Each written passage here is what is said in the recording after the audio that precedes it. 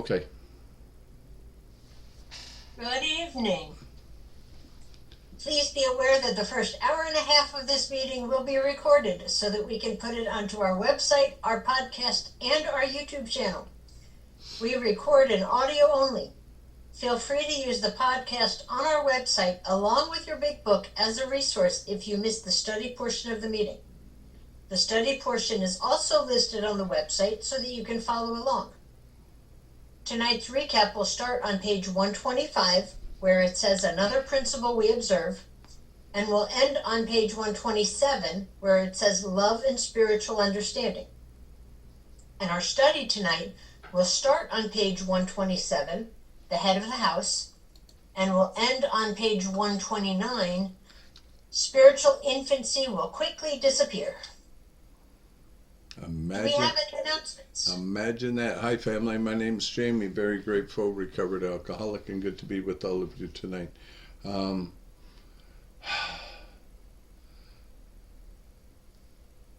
When is our group conference? Next group conference going to be, Trish? It's going to be on March something. It'll be early in the month, 13th, something like that. March 17th. Okay. And we will also be having a service workshop on February 22nd, which will give anybody who's interested an idea of what we do in this group and how to be of service in all sorts of different roles. Yeah, that. Thank you. And I've got one more, and we were talking about it just prior to the meeting. On on May 17th, and we'll keep talking about it between now and then, District 40 and 41, of which we are part of 40, will be having a hybrid PI and CPC workshop. So what's significant about that is for those of us who are interested in doing PI work or CPC work, which is cooperations with the professional community. If you want to learn a little bit about that, you're more than welcome to come join us. We're going to be doing that as a hybrid event. And if you happen to be a professional and work in the professional world, that'll be very healthy too. And I'm just going to say this. A lot of people don't like when I say this, but I'm going to say it anyway. You know, folks, we can all be a committee of one. A committee doesn't have to be 3 or 4 or 10 people. And all we got to do is keep a few pamphlets in our glove box. And when we see somebody who might be struggling with alcoholism or something, we can hand them a pamphlet, or we can hand them a where and when to meet. And that is in itself being a committee of one. And we all have the opportunity to do that, whether we sit on any certain committees or not. So, and it's one of those things that we kind of like to encourage in this group. So, moving on with the meeting. Good evening, family. My name is Jamie, and I am a very grateful recovered alcoholic. And welcome to the Lppbbsg Primary Purpose Big Book Study Group. To prepare for our Big Book study, let's get focused by having a 3-minute moment of meditation, followed by our family's fog light prayer. And I'm a recovered alcoholic. My name is Trish. Thanks for joining us tonight. We're going to start the meditation in a minute, so please take a moment to get yourself situated. Please be aware of background noises when you are unmuted and sharing. It's to not distract others or quite possibly even yourself. We suggest we all observe proper Zoom etiquette. If you wouldn't do it in a live meeting, please don't do it here. A friendly reminder, absence of profanity offends no one.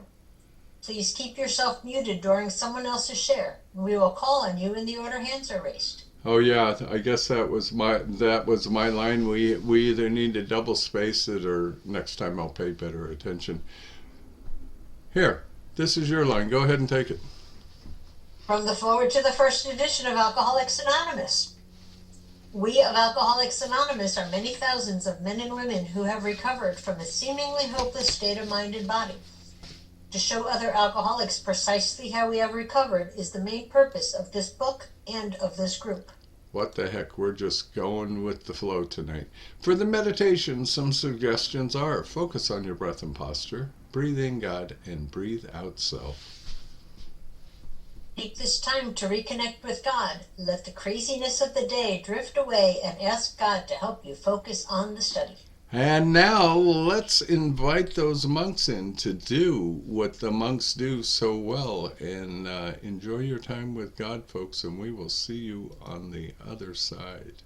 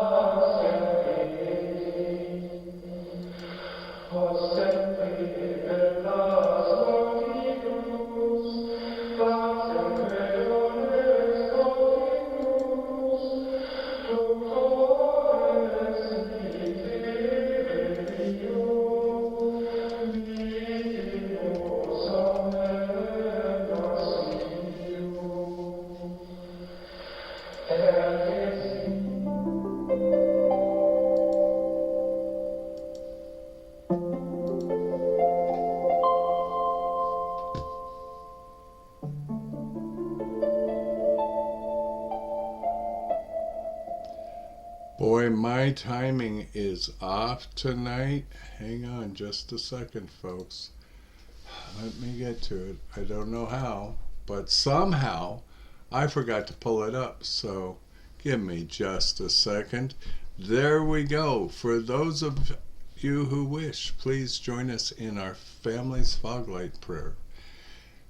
God, let your love shine through us like a fog light, so that those who are lost, sick, and dying can find your love through us. Amen. Trish, are you doing it or am I? I can do it. That way you can get the other pictures ready to pull up. Good idea. So let's have our secretary's report. Come on in, meet. Hi, my name is Trish, and I'm your recovered alcoholic secretary. I've asked Art to read the recovery statement, or he volunteered. We read this notice to explain why many people in this group identify as recovered rather than recovering, and what exactly it means to be a recovered alcoholic. Take it away, Art.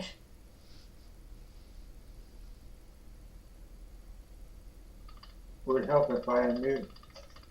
My name is Art. I'm a grateful recovered alcoholic. Recovered.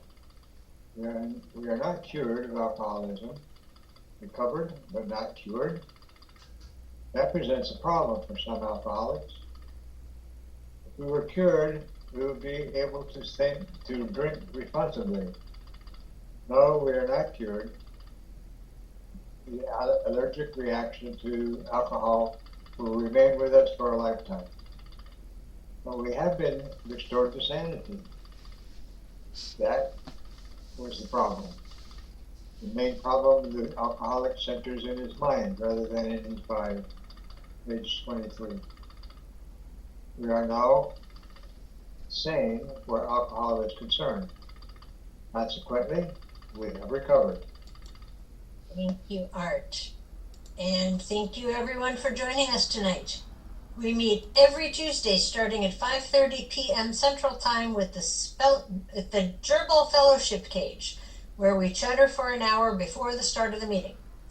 Feel free to bring side dishes to share with the buzzards. Our Big Book study starts promptly at 6:30 p.m. Central Time, and we ask that you be courteous and ready to begin at the sound of the foghorn. We take our Big Book study seriously. Because of this, chat will be disabled during the study. In the 1940s, when the only elements to sobriety were God, a Big Book, and one recovered alcoholic working with an untreated alcoholic, the success rate was as follows. From the foreword to the second edition of Alcoholics Anonymous, page XX. Of alcoholics who came to AA and really tried, 50% got sober at once and remained that way. 25% sobered up after some relapsed, and the remainder, those who stayed on with AA, showed improvement. Can we have a show of hands of people joining us for the first time? And I don't see anybody. So welcome back, everybody. And how about the recovered alcoholics? These are your potential sponsors. Is anyone celebrating a milestone this week?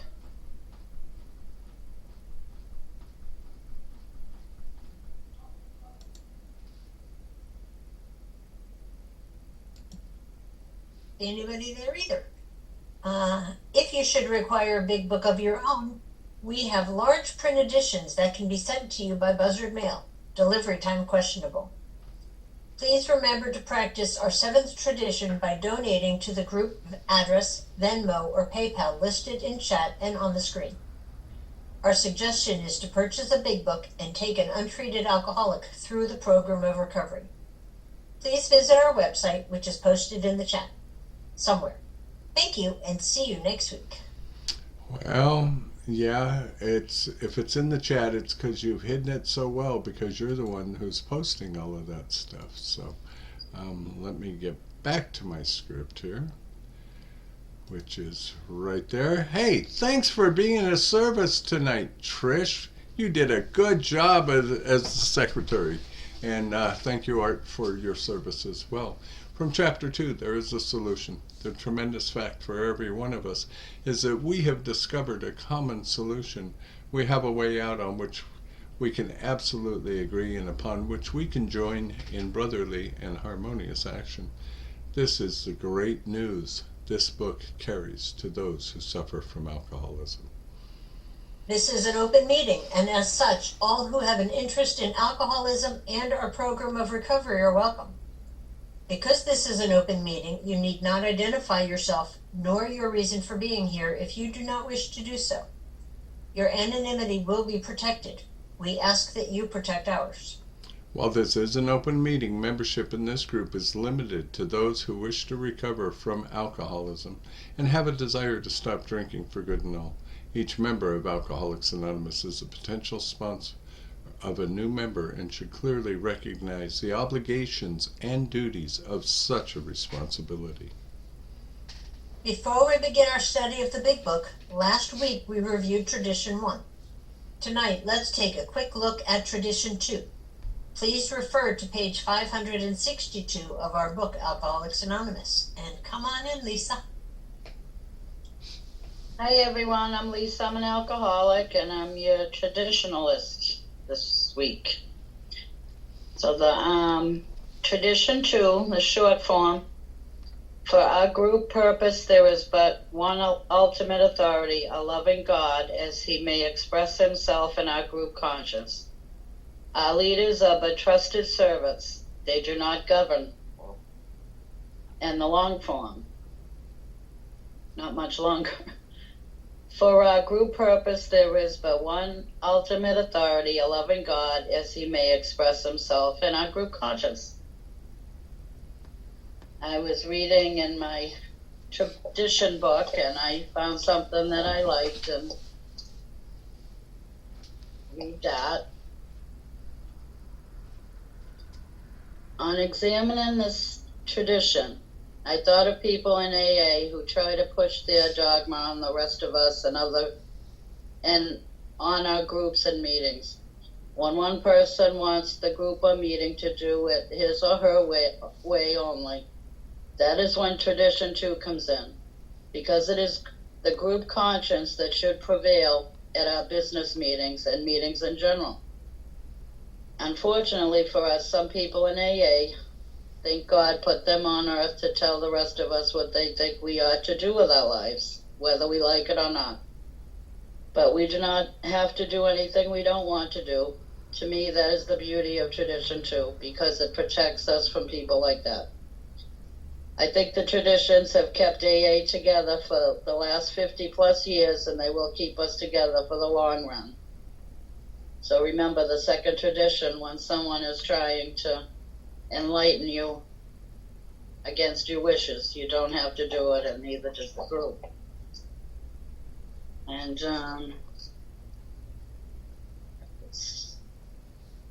And also this, I like this. Bear with me.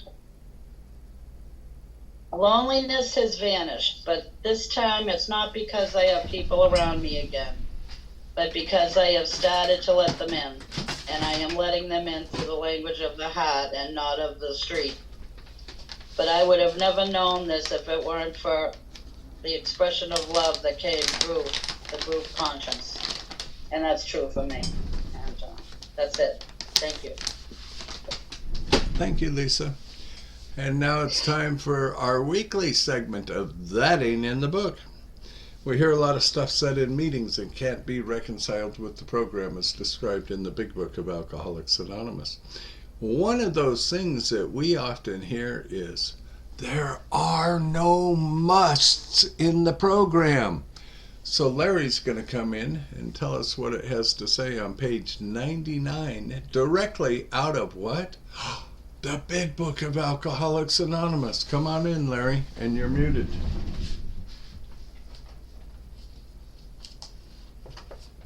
I'm Larry, and I'm an alcoholic. And it says, but it must be done if any results are to be expected. Thank you, my friend. Thank you. As we study, please make use of the pens, highlighters, and rulers so that you can share this experience with another alcoholic. In order for us to stay focused as we study the Big Book, we use the Big Book study guide prepared by Joe and Charlie and Krusty Cliff of the Dallas Primary Purpose Group. Tonight, we're going to start our recap on page 125, which will be read by Nicole, followed by our study portion, which will be read by Linda. After the page is read, we will ask questions from the imaginary podium, starting back at our study portion that Linda reads. The answers will then be one sentence unless otherwise specified, and multi-part questions are simply a one-sentence answer split up by commas, semicolons, hyphens, and other fun bits of punctuation. Basically, in English, what that means is that we are going to read the material once through and then dissect the information a second time through the question and answer format. Notice how the language in the question gives a new light in which to consider the study material. This is important because hearing the question and rereading the content offers a definite way of comprehending the material covered. After we've completed the study, we open up for comment, questions, and observations based on what was just read. If you have spiritual experiences with this information, you are free to share. Please keep your share on topic and under 5 minutes. At the 5-minute mark, you may hear a timer beep to let you know that your time is finished or for you to please quickly wrap it up. However, Big Book study is not therapy should you begin sharing on topics which are more appropriately discussed in a different setting, for example, with your sponsor. Please do not be offended when we cut that conversation short and send the buzzards nipping at your heels. For that purpose, we have fellowship meetings before and after our study time. You can never go wrong by commenting on the pages studied, which brings us to the words of one of the co-founders of Alcoholics Anonymous. Sobriety, freedom from alcohol, through the teaching and practice of the 12 steps, is the sole purpose of any Alcoholics Anonymous group.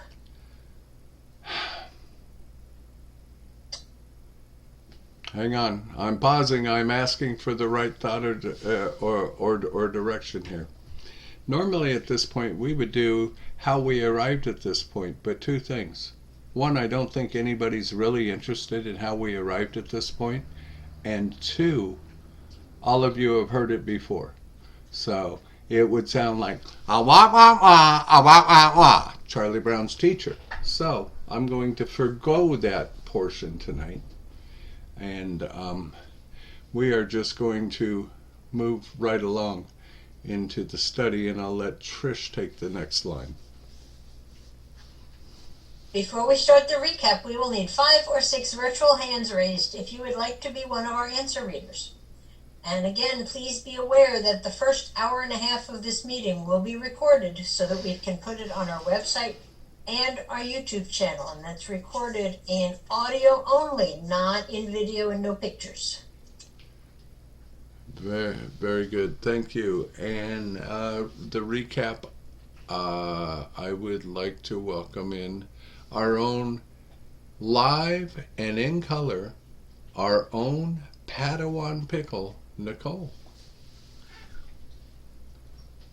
Hi, I'm Nicole, alcoholic addict. The recap is starting on page 125. Okay.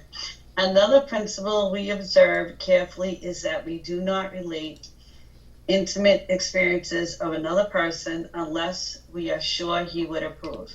We find it better, when possible, to stick to our own stories. A man may criticize or laugh at himself, and it will affect others favorably. But criticism or ridicule coming from another often produces the contrary effect. Many of our family should watch for such matters carefully.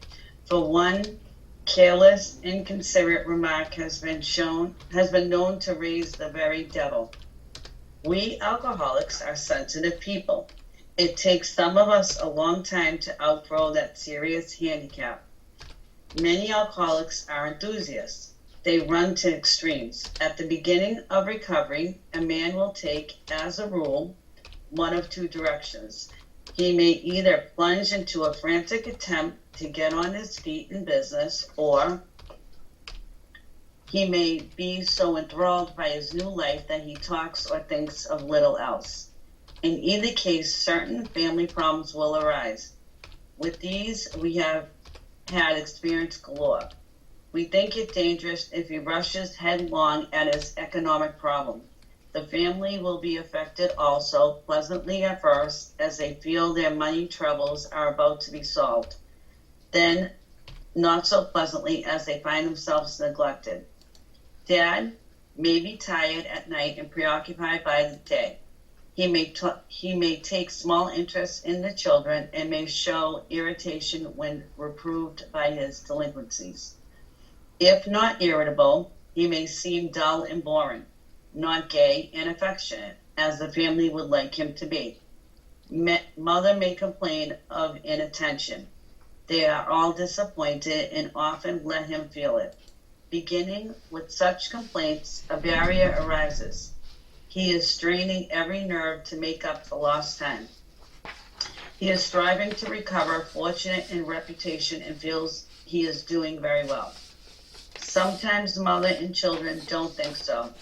Having been neglected and misused in the past, they think father owes them more than they are getting.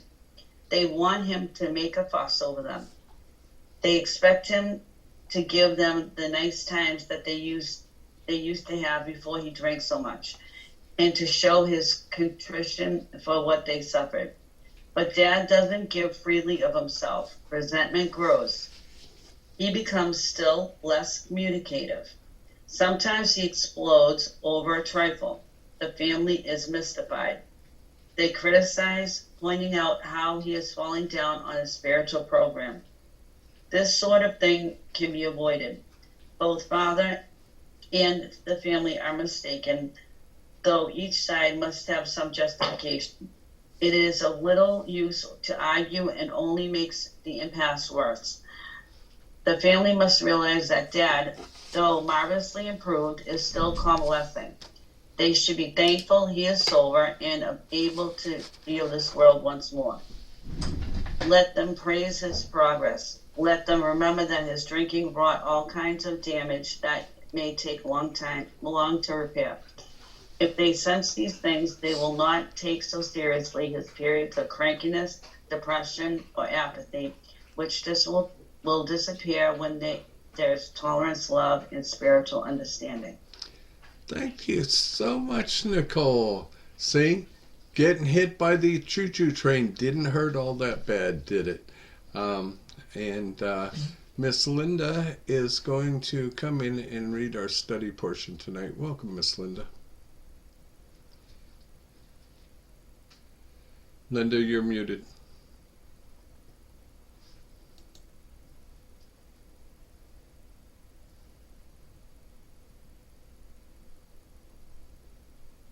You're still muted, Linda. Sorry about that. Okay. Name is Linda. I'm an alcoholic. Can everyone hear me now? Yes. Thank you. Okay. The head of the house ought to remember that he is mainly to blame for what befell his home. He can scarcely square the account in his lifetime, but he must see danger of over-concentration on financial success. Although financial recovery is on the way for many of us, we found we could not place money first. For us, material well-being always followed spiritual progress. It never proceeded. Since the home has suffered more than anything else, it is well that a man exert himself there. He is not likely to get far in any direction if he fails to show unselfishness and love under his own roof. We know that there are difficult wives and families, but the man who is getting over alcoholism must remember he did much to make them so. As each member of a resentful family begins to see his shortcomings and admits them to others, he lays a basis for helpful discussion.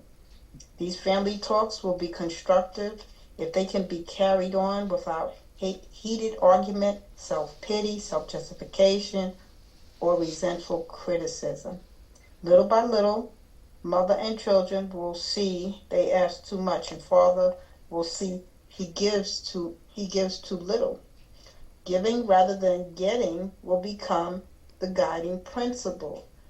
Assume, on the other hand, that father has at the outset a stirring spiritual experience. Overnight, as it were, he is a different man. He becomes religious enthusiastic. He is unable to focus on anything else as soon as his sobriety begins to be taken over as a matter of course. A family may look at their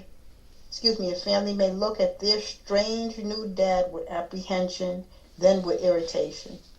There is talk about spiritual matters, morning, noon, and night. He may demand that the family find God in a hurry or exhibit amazing indifference to them and say he is above worldly considerations.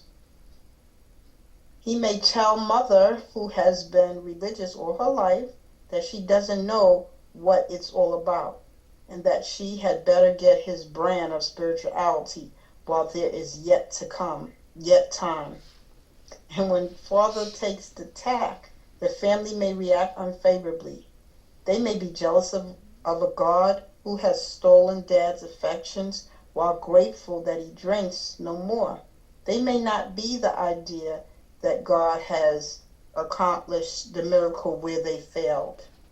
They often forget father was beyond human aid. They may not see why their love and devotion did not strengthen him out. Dad is not so spiritual after all, they say. And if he means to right his past wrongs, why all this concern for everyone in the world but his family? What about his talk that God will take care of them? They suspect father is a bit balmy, and he is not so unbalanced. so that they might think. Many of us have experienced Dad's elation. We have indulged in spiritual intoxication like a giant prospector belt down and over the last ounce of food. Our pick struck gold. Joy at our release from a lifetime of frustration. No bounds. And Father feels he has struck something better than gold. For a time he may try to hug the new treasure himself. He may not see at once that he has already scratched limitless large, which will pay dividends only if he minds it for the rest of his life and insists on giving away the entire product. And if the family cooperates, Dad will soon see that he is suffering from a distortion of values. He will perceive that his spiritual growth is loaded, that for an average man like himself, a spiritual life which does not include his family obligations may not be so perfect after all. If the family will appreciate that Dad's current behavior is but a phase of his development, all will be well. In the midst of an understanding and sympathetic family, these vagaries of Dad's spiritual infancy will quickly disappear. The opposite may happen. Nope, that's it right there, Linda. Okay.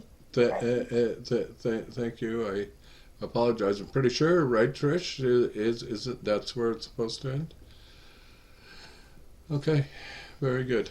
Thank you so much for your service, Linda. Pleasure to have you with us tonight. Okay, time for the questions, folks. I have them, you don't. So don't search for them in your book, because you will be lost and confused. You'll be kind of like Led Zeppelin, dazed and confused for so long it's not true. So, that being said, you do have the answers to the questions that I'm about to ask.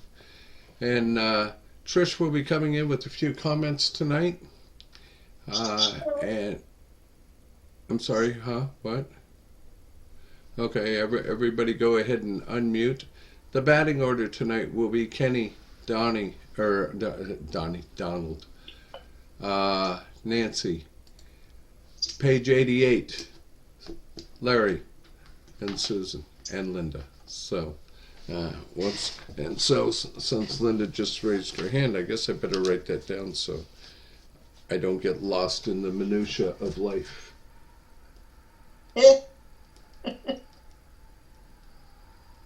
Okay, so, Kenny, first question comes to you, young man.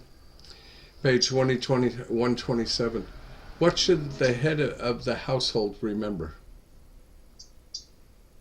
The household ought to remember that he's mainly to blame for what befell his home. Thank you so much. And Donald, what will he probably never be able to do? He can scarcely square the account in his lifetime. Thank you. Nancy, what danger must he consider? He must see the danger of over-concentration on financial success. Thank you. Line 88, or page 88, line 8. Even though financial recovery is progressing, what do we know? Although financial recovery is on the way for many of us, we found we could not place money first. Thank you. Larry, for us, what must come first?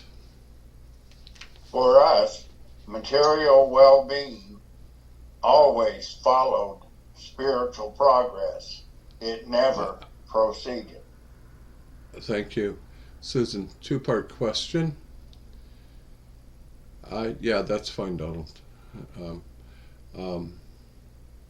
Excuse me, I lost my place there. Two-part question, Susan. What has suffered more than anything else, and what should the alcoholic do? Since the home has suffered more than anything else, it is well that a man exert himself there. Thank you. And Miss Linda, if he really wants to recover, what should he do? He is not likely to get far in any direction if he fails to show unselfishness and love under his own roof. Thank you so much. Kenny, coming back to you, young man. A two-part question. A, we know that some alcoholics are faced with what? And B, but the alcoholic must remember what? That there are difficulties, wives and families, but the man who is getting over alcoholism must remember he did much to make it so. Okay, thank you. And Donald, what will happen when each member of the family begins to apply his respective 12-step program? As each member of a resentful family begins to see his shortcomings and admits them to the others, he lays a basis for helpful discussion.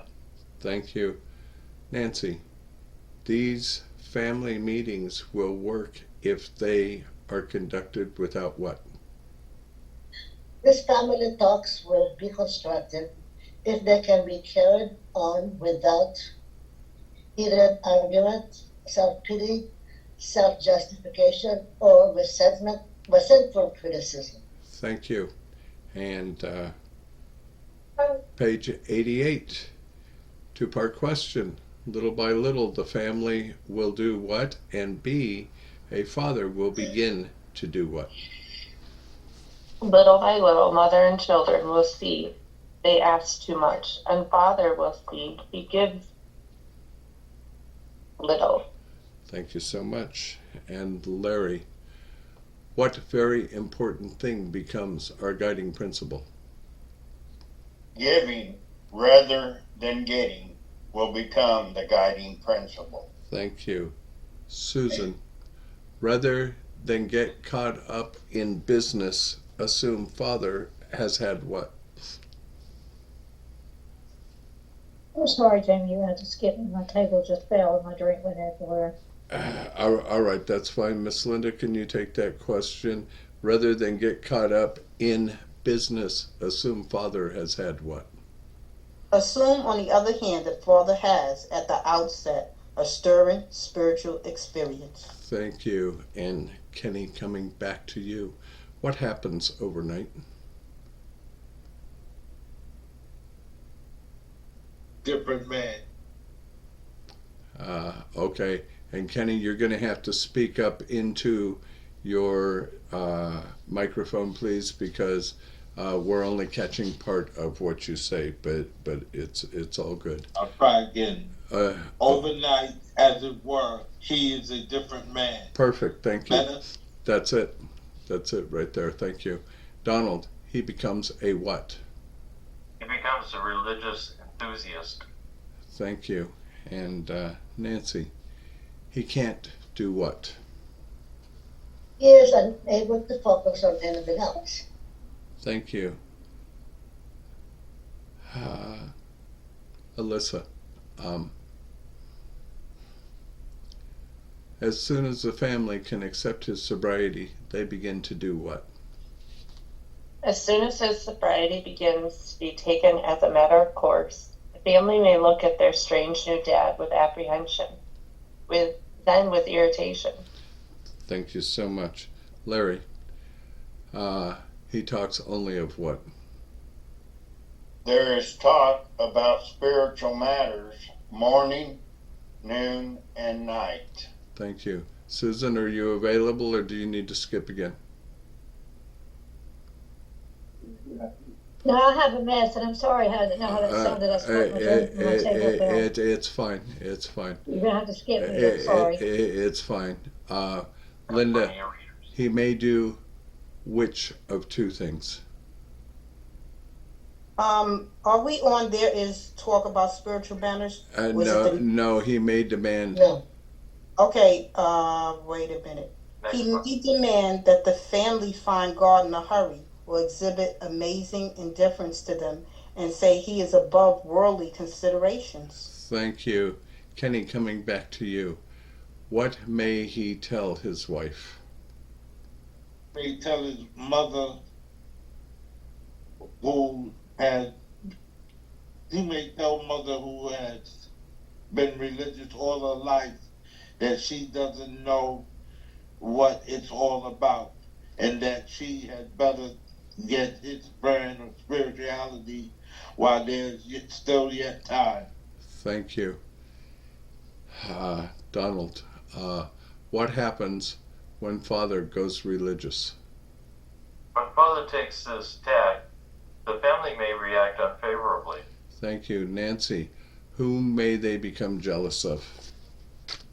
They may be jealous of a God who has stolen that affection. Thank you. Coming in with my first comment, believing in God as we understand him allows for each member of the family to believe in their own God. No one should insist that all family members believe in the same God. Thank you, Trish. Page 88. Even though they are happy he is sober, what may they not like? While grateful that he drinks no more, they may not like the idea that God has accomplished the miracle where they failed. Thank you. And Larry, what may they have forgotten? They often forgot Father was beyond human aid. Thank you. Miss Linda, they may not be able to see what? They may not see why their love and devotion did not straighten him out. Thank you. And from page 43, except in a few rare cases, neither he nor any other human being can provide such a defense. His defense must come from a higher power. Thank you, Trish. Kenny, coming back to you. Dad really isn't what they think. It is not so spiritual after all, they say. Thank you. Donald, if he means to, I'm sorry, if he really wants to make amends to the family, why is he doing what? He means to right his past wrongs. Well, why all this concern for everyone in the world but his family? Thank you. And Nancy, since he is too busy to take care of them, who does he tell them will? What about his thought that God will take care of them? From page 61, we trust infinite God rather than our finite selves. You know what, Trish? I think we need to double check where that comment comes from, because I think it comes from the chapter to the agnostic rather than page 61. So let's see, who am I with? Larry, what do they think? I'm sorry, what? Never mind. Oh, yeah, I'm sorry. Alyssa, what do they think has happened to Dad? They suspect Father is a bit balmy. Thank you. Okay, Larry, now we'll come to you. Are you happy? It don't matter. I just didn't want you to get he really isn't what? He isn't so unbalanced as they might think. Thank you. Linda, what have most of us experienced? Many of us have experienced Dad's elation. Thank you. Kenny, what have we indulged in? Indulge in spiritual intoxication. Thank you. Donald, who can we be compared to? Like a gaunt prospector, built drawn in over the last ounce of food, our pig struck gold. Thank you. Nancy, what knows no bounds? Joy at our release from a lifetime of frustration knew no bounds. Thank you. Alyssa, what does Father feel he has found? Father feels he has struck something better than gold. Thank you. Larry, what will he do intentionally? For a time, he may try to hug the new treasure to himself. Thank you. Linda, two-part question. A, what may he not be able to see for a while? And B, which will continue to pay off only so long as he does what? He may not see at once that he has barely scratched a limitless load, which will pay dividends only if he minds it for the rest of his life and insists on giving away the entire product. Thank you. Trish has a couple of comments. Could this indicate that sobriety is a journey and not a destination? And one of the requirements for permanent lasting sobriety is carrying the message and working with others. That is our primary purpose. And Kenny, what will happen when the family cooperates? Family cooperates. Dad will soon see that he is suffering from distortion of values. Thank you. Trish, someone's at the door. Donald, two-part question. What will he finally discover, and what has been missing? He will perceive that his spiritual growth is lopsided, that for an average man like himself, a spiritual life which does not include his family obligations may not be so perfect after all. Thank you. And Nancy, when the family realizes the truth, what usually happens? If the family will appreciate that Dad's current behavior is but a phase of his development, all will be well. Thank you so much. And line 88, you get the final question of the night. With an understanding family, what usually happens?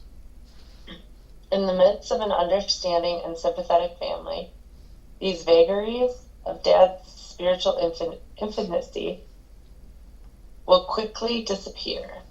Thank you.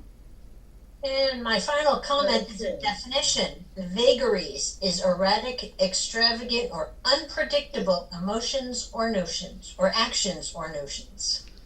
Thank you so much. Everyone can lower their hands, remute themselves, and re-raise your hand if you want to share. The meeting is now open for questions, comments, observations, spiritual experience. Thank you. Thank you all for participating.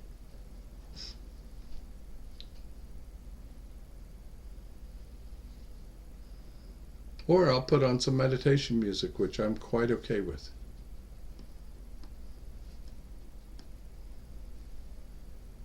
Hi, my name is Linda. I'm an alcoholic. I like what is said about the spiritual infancy. It makes me think about being emotionally immature. And because of all this drinking, our mental growth is stunted. It definitely is. So I don't think it's just the father. It could be the mother too. And then remember the impact that it has on the family. The family is affected too because they say, God is now getting him sober and all this love and kindness and patience and tolerance, and it didn't get him sober. That's where it is like people just don't get it. They don't get it. It's like you have to be an alcoholic to really get it. You could be a drug alcohol counselor, you can have all these degrees and this and that. You're just not going to get it the same way. You're not going to understand that concept. A power greater than ourselves could restore us to sanity. You're just not going to understand unless you're an alcoholic. It's like they say, you got to be there to see it and understand it and believe it. So when in here, I'm thinking, that, to me, it's like they're describing him like he's a little baby, like, with a big pamper, king baby. And it's all sorts of things, reactions and, as they were saying, the vagaries. And saying in the definition, to me it's like a wild card. You're up and you're down, like bipolar, and many alcoholics are like that. Once you take the drink away, there's nothing to depend on. You're left with yourself. You're raw. And that's not easy. And some people may not understand that, but I had to deal with that when the drink was taken from me. I had to depend on God, basically. But there was no crutch. The alcohol wasn't there, and I did it for so long. that was my go-to. That was how I dealt with everything to drink. You know, if I had a problem, I drink. If I didn't have a problem, I drink. If I was bored, I would drink. Just drink, drink, drink. You know, and the drink just opened the gateway for other substances. But the drink was the fastest, it was the easiest, and it was legal. So I did a lot of it. And once it was taken from me, I was scared. My hands shook. I didn't know what to do. I was paranoid. I was afraid. You know, and I was a young person. I was in my late 20s. I was a young person. You know, but just being close to the program, doing exactly what I was told, and getting a support group, and making meetings. And this person was sharing in a meeting last week in the morning, and they said, you know what causes a person to relapse? It's not the deaths in your family. It's not the losing your job. It's not being told you got 4th-stage cancer. It is not making the meetings. When you stop making meetings, you become spiritually weak. Your thinking goes back to what it was before. Here comes the built-in forgetter. And then your disease will start talking to you in your own voice, and next thing you know, you're drinking. Because see, if I'm not connected, if I'm not hearing that message, even if I'm sitting there filing my nails, I'm going to hear that message. And I'm going to be reminded, you're an alcoholic, Linda, you can't drink. That's it, done deal.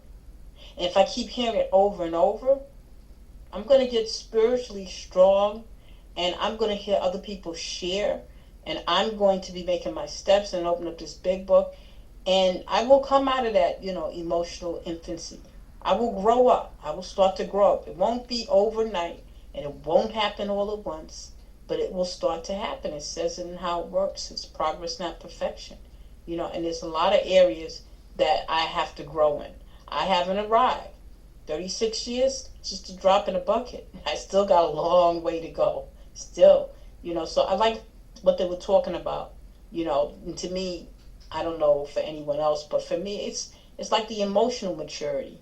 You know, thinking, you know, learning how to deal and cope with things, have a better coping mechanism. You know, a better coping mechanism without the drink. And see, this is where I came to learn how to do that and to live like that. AA. Outside, it did not teach me. It taught me right here in AA. This is your go-to. You got questions, you got answers, you're not sure, come sit in the meeting. And keep coming back and never stop. Thank you for letting me share. Thank you, Linda. Pickle Chips, welcome. Hi, everybody. I'm Terry Pickle Chips, recovered alcoholic.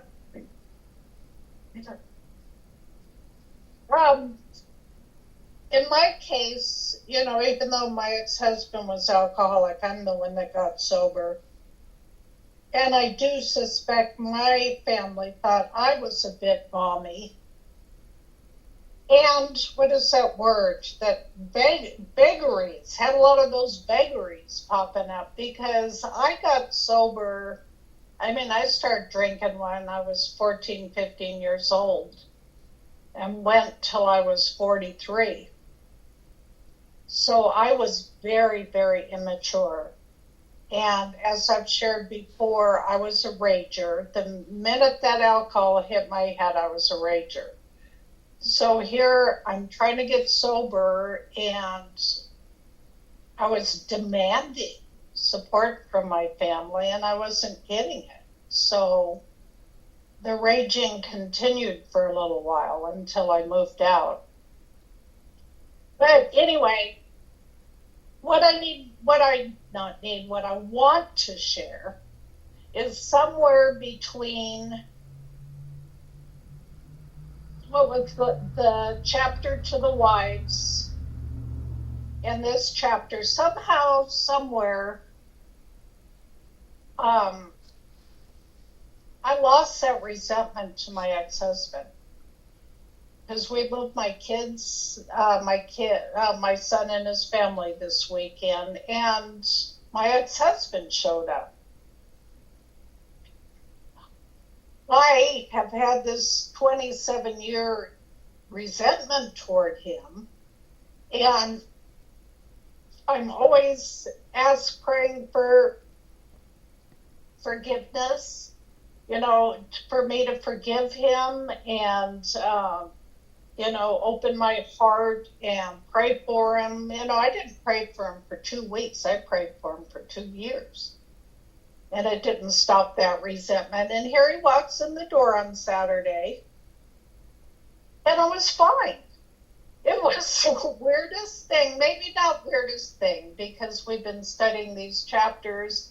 Hate to say, Jamie, you were right about that chapter to the wives, but I just want to share that with you, my friends, because I've carried that around for so long. I didn't dislike him. I didn't like him. I mean, I was indifferent. It was a really cool feeling. And we all went out to lunch on Saturday afternoon to have some ribs.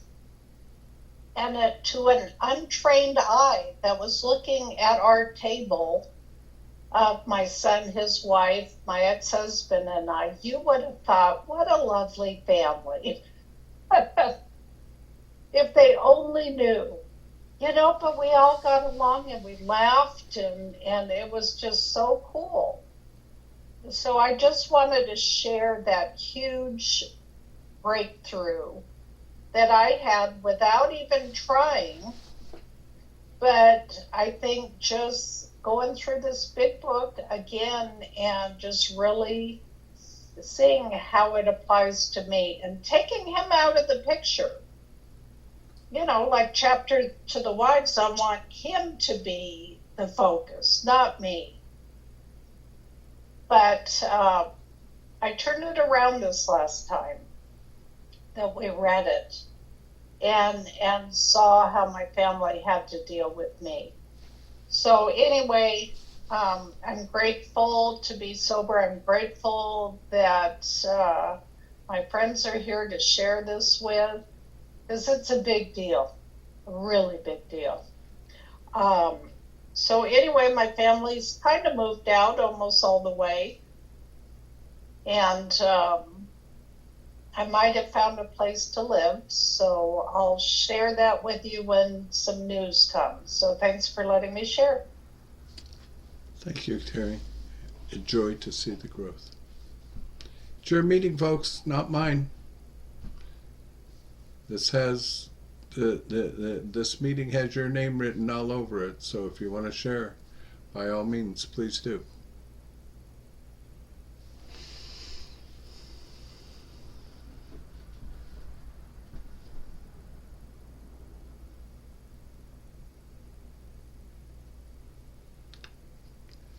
Hi, Jenny, welcome. Hi, and thank you, everybody, and thank you guys for leading us. You know what I really, really love over and over again about our literature in the big book is it always states the problem, and then it always states a solution.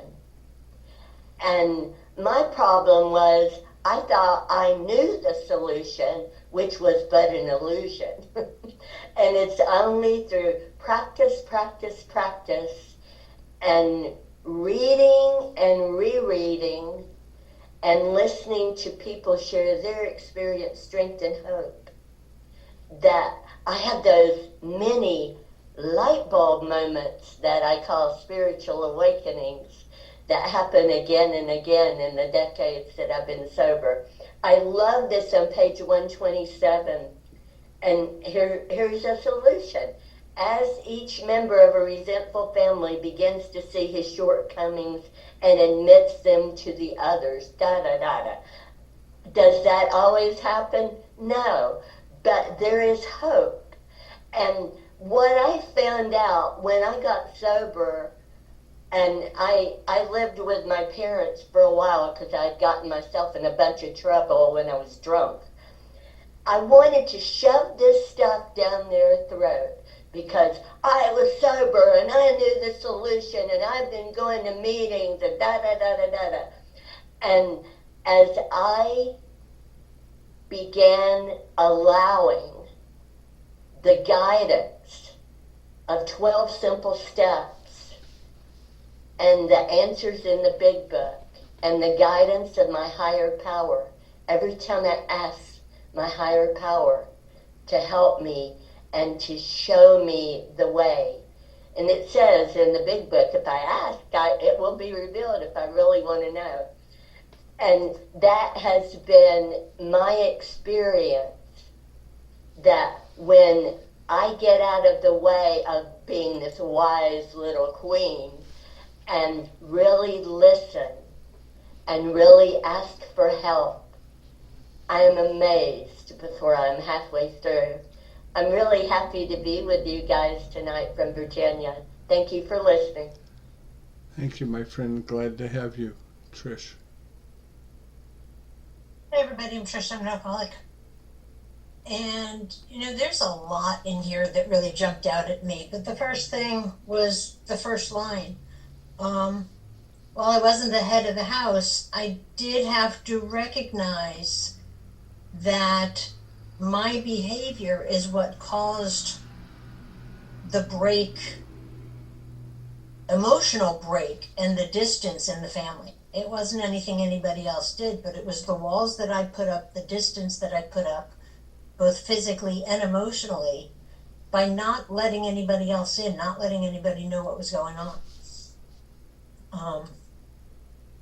And as a result of that, it did come down to realizing that I wasn't giving enough to them. I expected my family to give every time I turned around, every time they turned around. But I wasn't willing to give back. I wasn't willing to give myself. I wasn't willing to share what was going on. I wasn't willing to give of my time, but I wanted them to give to me. And we couldn't really go on with an unbalanced relationship. There had to be both give and take. And if I'm take and not giving anything, it threw the whole relationship off balance. And, I know that's on me. That is on me. That's my drinking. That was my stepping away from everybody. But fortunately, in AA, I learned how to start being of service to my family. I learned how to give of myself, my time, my feelings, my conversations. And a lot of that came after I had the relationship with God. I had to be well spiritually before I could start getting well in my family relations. And I had conversations with my mom a couple times on, she didn't necessarily like or approve or agree with my spirituality because she saw it more as a religion and it wasn't her religion. But I knew that in AA and living in AA, that I was believing in the God of my understanding, and she was believing in the God of her understanding. And I couldn't insist that she believed in my way, and I wasn't going to believe in her way, because I tried that. It didn't work for me. But I found as time went on that, God had the relationship.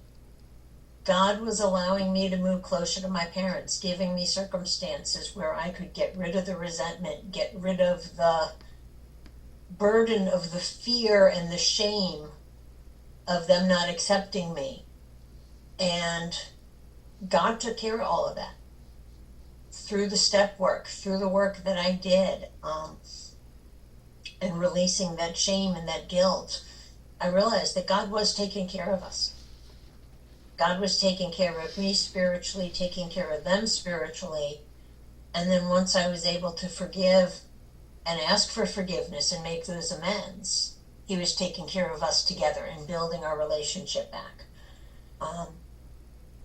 And there are times I have conversations with Mom now, and she's like, well, what about this and what about that? And my comment is, I know God is dealing with it. I can trust that God is going to give the outcome that needs to be. I don't have to put my hand in and stir up the pot to try to find what the answer is. So yeah, with that conversation, I know that they see me as a little bit balmy because they don't quite get that. And they don't have to, because again, that's my relationship with my God. But I've got to keep that spiritual growth for me going on so that I can then continue building the relationship that I have with them spiritually as a family. Not locationally, since we don't live near each other anymore, but I've got to be okay with my God and spiritually so that I can then grow to be okay with them and reach out and take more time with them.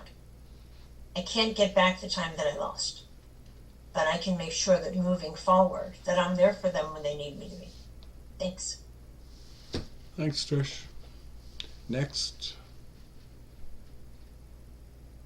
Lisa.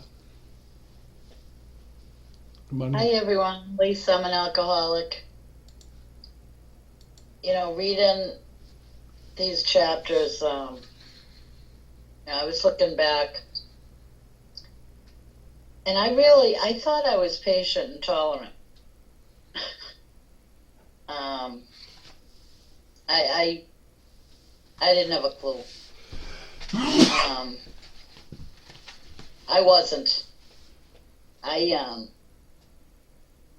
was I always had a reaction, always had something to respond to, I didn't have that pause. And couple things that are going on in my life right now. My daughter, well, first off, my daughter's father isn't here any longer. But instead of learning the patience and tolerance with him, God's given me a couple other things to be patient and tolerant about. It just dawned on me this while reading this. And, and actually, that's growing too with my daughter's father. It's not about what someone else is doing. It's, what am I doing?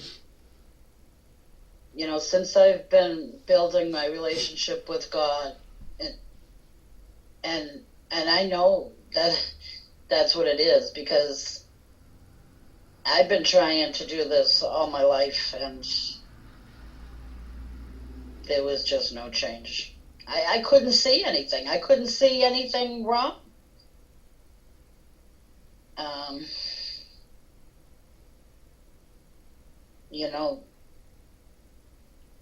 Continuing to stick with God and building my relationship. I can't, that stuff that's going on in my life, I can't believe I'm not out of my mind all the time, because that's what I always was. And not even over stuff like this. I mean, little stupid things. And silly little things. But, this is a learning lesson for me. And, patience. It's something. But it's really, it's unbelievable to think that I was patient. I was just so blinded and so blocked.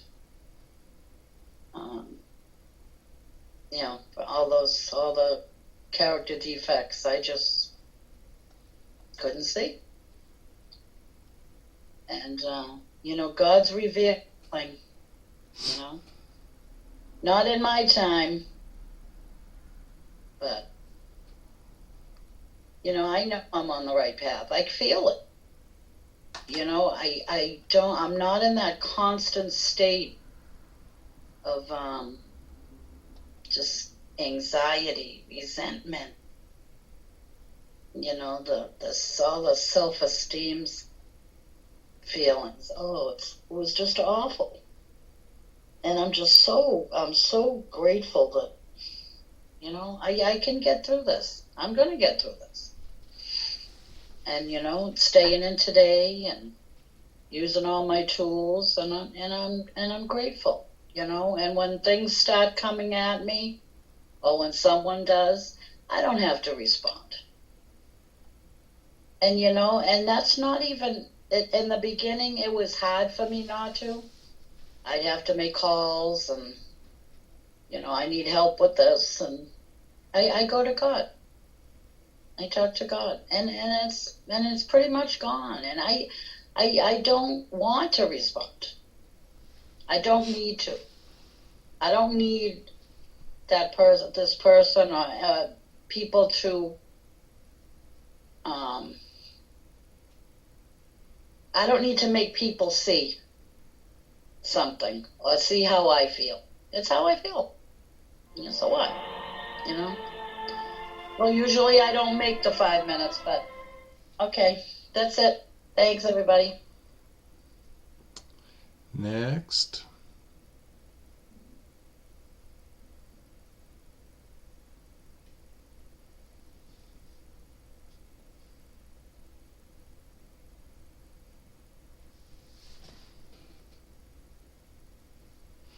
Come on in, John.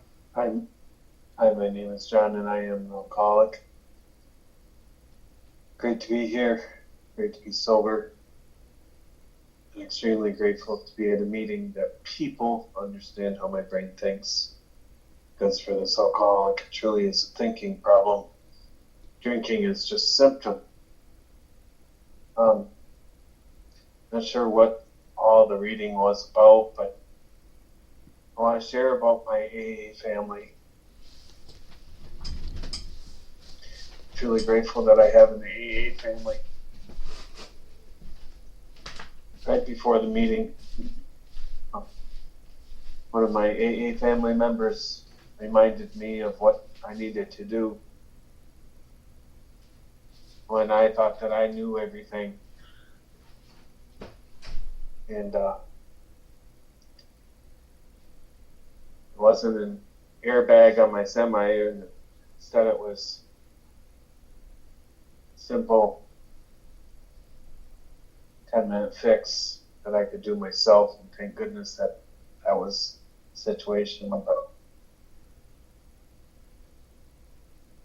I limped it up to truck to another business, and it happened to be a truck or a busing company, and I'm grateful that the owner of the company was there doing some paperwork and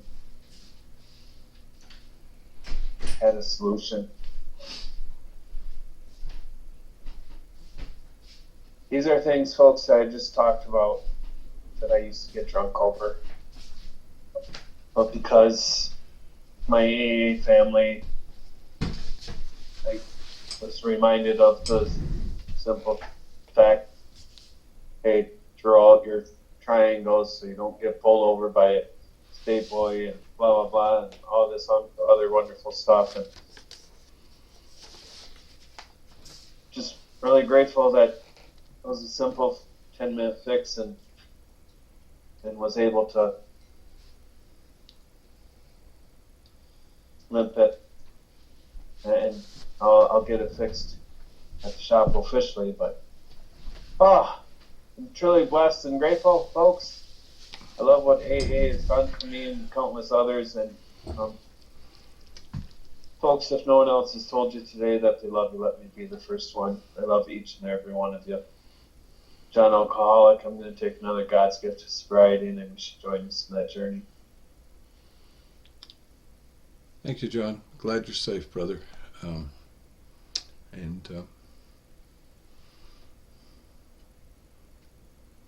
I thank you for your service to our country and hauling freight out there so that the rest of us get to live as comfortable as we do in our lives. And it's a dangerous job, so I'm really glad you're safe, especially when we have equipment failures. Who's next?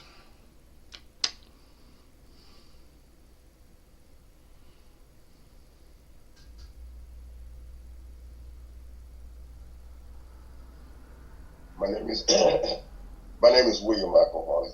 I just want to say hello to everybody, and I'm glad to be here. And I know I don't even know where my telephone is at. I'm pretty sure I had some texts or call about the meeting. That's what we do. We live out each other. And definitely the family out here. It's a totally different William than it was before I came to Alcoholics Anonymous. And today I know that to be true. And my wife is going through a lot, and I try to be there supportive of her mentally, spiritually, physically, and I show up and listen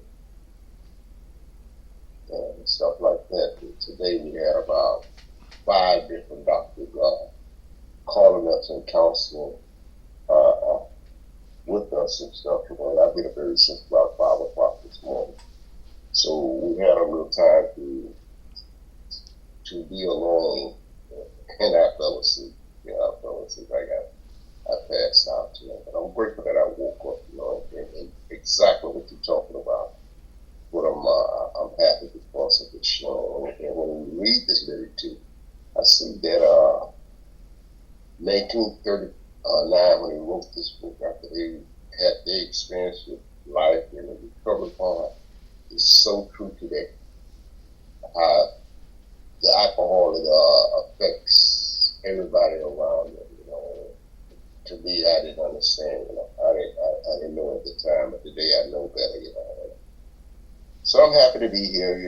I just raised my hand. I was gonna come in and listen, but since nobody else wanted to share, I just wanted to touch base where I'm at. So, at this moment, at this time. And because of this, I have strong faith. A strong belief that no matter what, if I just do the next right thing, God will be there for me. And it's been true. And I truly believe it was like that before I even came to Alcoholics Anonymous, because I wouldn't be here. I know God as I look back over my life through this process, through this 12 and the big book and stuff. I seen God's hand was always in my life to get me here. And I don't feel unique or special because of that. I think all of us, it's just my God of mine to say that. I think it happened to all of us. The one who make it and the one who don't make it. It's just whenever I began to be aware of God's presence in my life, and that came right in the room of Alcoholics Anonymous.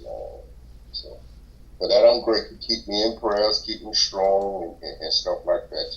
But I feel good about what my life is supporting and stuff I can do today, what I could do before. And just like everybody else I heard share tonight, what I mean? Sometimes it's so like, I don't believe it, but it's true. It's embedded in me through you all in the big book and showing up here day at a time.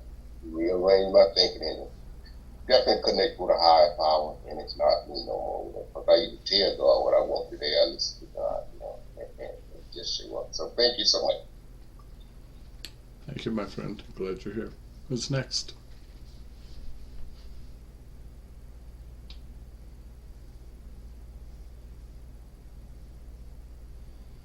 Well, I'll go. I will reluctantly take a couple of minutes. Hi, family. My name's Jamie. Very grateful we covered alcoholic. Grateful that those of you who were able to make it tonight were able to make it tonight.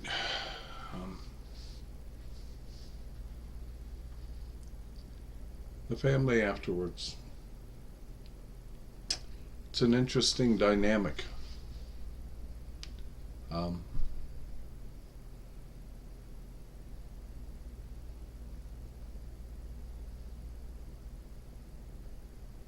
Things began to heal with my mother and some of my siblings right away. 34 years later, there's still some brokenness between myself and another sibling.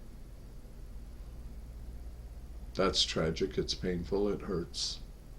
And at the same time, it's all in God's hands, and I can only do my part. There are no wives to be concerned with, because guess what? I suck at being a husband. And that's just the truth. I've had 3 marriages, and the only one that ever worked was the last one until death did we part, when the good Lord took her home. But I still sucked as a husband. And I know that through inventory work, that is my truth and that is my reality. Relationship with my daughter. Here's the communication with me and my daughter, and it's not her fault that we were separated for 32 years of her life. In part, it's my fault, but not entirely. As we know, there's always circumstances beyond our control. But the extent of our relationship is, hi, happy birthday, thank you. Hi, Merry Christmas, thank you. That's the extent of our relationship, and one day it may be something, maybe it will never be more than it is. And that's okay. But you know, I always identify to you guys as my family. You are not the family I was born into. You are not certainly one of the many dysfunctional ones that I married into. But you are the family that is my very lifeblood, the family that I care more than anything about, the family that I dedicate my entire life to, 100%. And it doesn't matter what time of day or night it is, or anything else. You are the family that brings me joy and still so oftentimes breaks my heart. Because we're alcoholics. And that's what we do. And it doesn't matter how long we have been sober. I know that I am still very capable of selfish, self-centered actions every day on a daily basis. So I will refrain from taking everybody else's inventory and I will take mine. Because my disturbance is not with you guys, but it is certainly a disturbance within myself.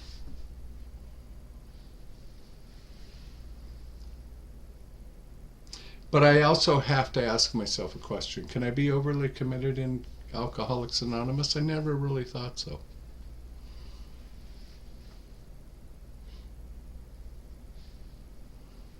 But here's what I have realized. If I'm dedicated more to helping you than you are, then I am the one who is on the misguided path. Because I can't help anyone who doesn't want to help themselves. You know, we don't get this stuff by osmosis. I go to an 11-step meditation meeting every morning where we read pages 88 through, bottom of 85 through, actually into about page 90. But reading the pages does not improve my conscious contact with God. Taking the action that lays within those pages is what does. And just reading is not taking the action. And it hurts my heart because, folks, I'm mad as hell tonight. I don't generally get mad. It's got nothing to do with any of you. I realize everybody's got their own lives. Everybody's got their own set of problems. Everybody has their own families to take care of.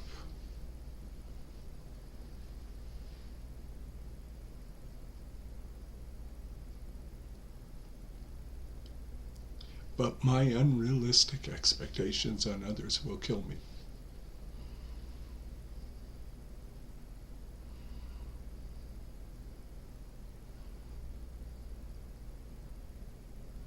You know, the interesting, I wasn't going to say this, but I am going to say this. And please don't take it the wrong way. It's only meant out of love. This is not the type of meeting where Trish and I can just open up and read the format and everybody shares. This is a participation meeting. It requires participation from the gallery.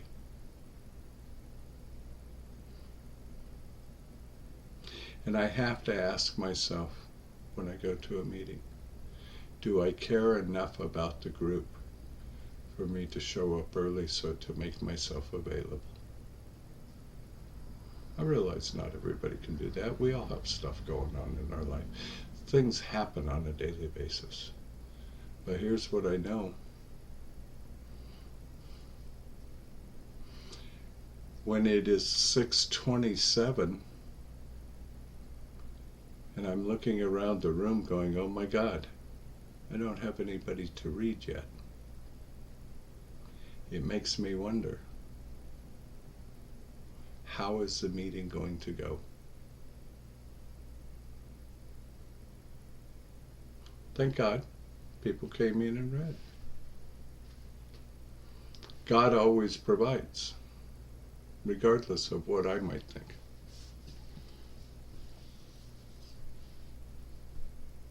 But I also have to ask myself this, what happened if all of you guys showed up but I didn't? Or Trish didn't? What happened if the people who are supposed to open up the room for this meeting to go on don't show up? You know, in a bricks and mortar meeting, it's fine. Somebody walks to the big book. You sit, walks and gets their big book out of the car, and you sit on the porch and you have a meeting. It doesn't quite work that way in Zoom. I want you to all know that I love all of you with all of my heart, and I'm dedicated to you.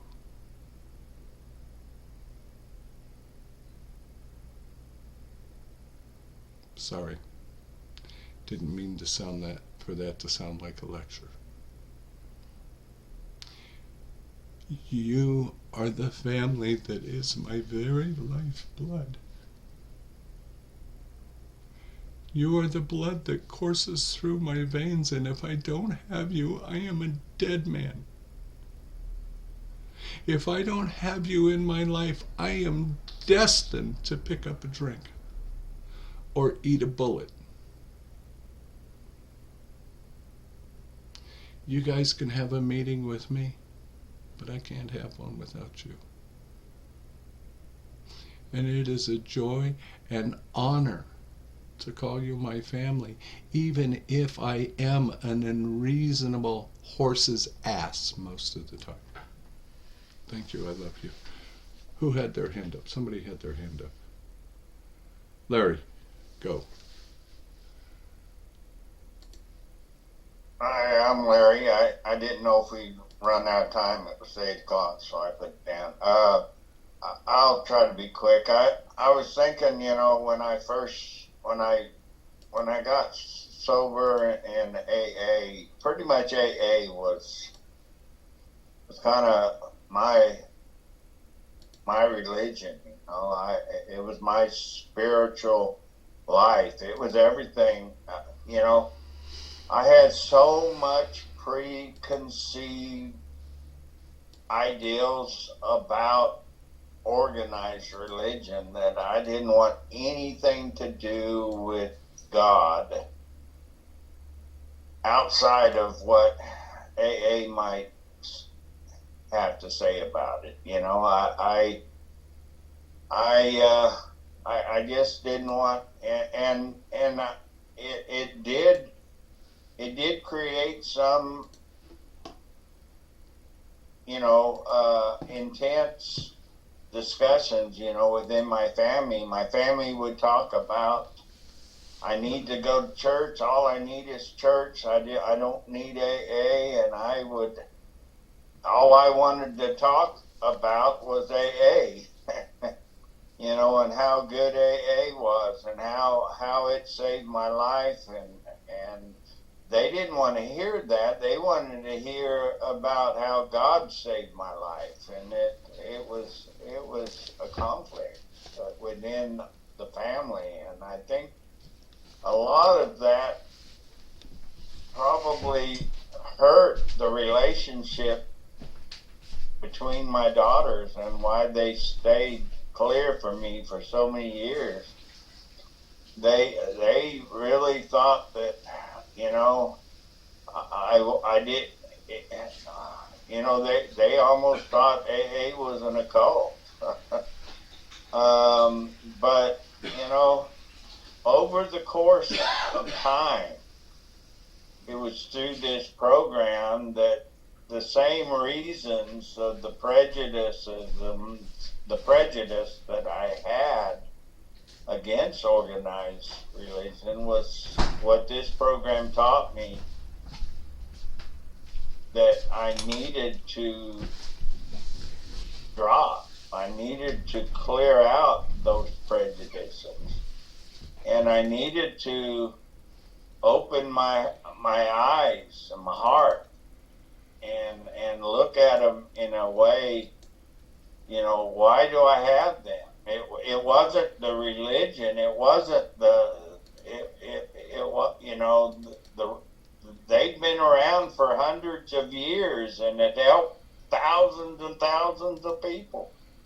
But the things that I had against it was a few people that happened to be in it did me wrong. And it was those few people that I closed off about God completely. I didn't want anything to do with God in an organized way, so I threw it all out.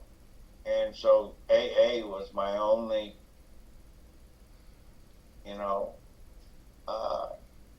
my only way to God in a sense, and I really was very vague in that. But as the years rolled by, that became more and more open to the ideal of more and more spiritually in tune with God. And I accepted outside religion more and more. And today, I'm thankful. I'm thankful that, I do go to church. I do have other things. But it's AA that has given me that maturity. And I can talk with my kids now. I'm not so much competing against them, like I was. I was really, I was immature. I didn't know how to talk to them. All I could do was fight with them. So, I kind of understand this chapter in somewhat, how that I wanted them to accept my way. They wanted me to accept their way, and it wasn't working out for a lot of years. That's all I got. I'm Larry, and I'm an alcoholic. Thanks, Larry. Have a good night. Trish, I'm going to take the reading, and I'll let you pray us out. Okay. Hang on just a second.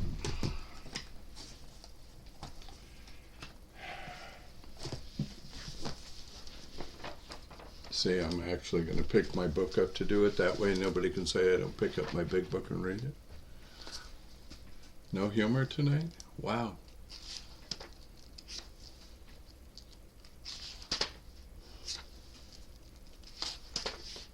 Our book is meant to be suggestive only. We realize we know only a little. God will constantly disclose more to you and to us. Ask Him in your morning meditation what you can do each day for the man who is still sick. The answers will come if your own house is in order, but obviously you cannot transmit something you haven't got. See to it that your relationship with Him is right, and great events will come to pass for you and countless others. This is a great fact for us. Abandon yourself to God as you understand God. Admit your faults to Him and to your fellows. Clear away the wreckage of your past. Give freely of what you find and join us. We shall be with you in the fellowship of the Spirit, and you will surely meet some of us as you trudge the road of happy destiny. May God bless you and keep you until then. And we will go ahead and close out in our usual pickle fashion, where we Don't circle up around the table because we're not in the same room or time zone, but we circle up by holding our hands in the screen, and that's how we connect with each other and pray with and for each other that way. And we'll take a moment of silence for those still suffering inside and outside of these rooms, especially those who may die tonight, either because they haven't found their way to us or because they came and they didn't want it and they left. So a moment of silence followed by the Lord's Prayer.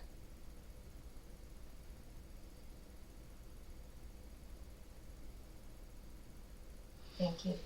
And who brings us from shame to grace if we let him? Our Father, who art in Who heaven, art hallowed be thy name. Thy Thy kingdom kingdom come, thy will be done, thy will be on done, earth as it is on in earth as heaven. it is in heaven. Give us this day Give us this our day daily our bread, daily bread, and forgive us and our forgive us our trespasses, trespasses, as we forgive those who as we trespass forgive those against who us. trespass And lead against us us. not into And temptation, lead us not into but deliver us temptation, from evil. but deliver us For thine from is the evil. kingdom, the For power, thine is the and the kingdom, glory, For thy is the forever and kingdom, ever. power, and the glory, forever. Amen. Thank you, folks.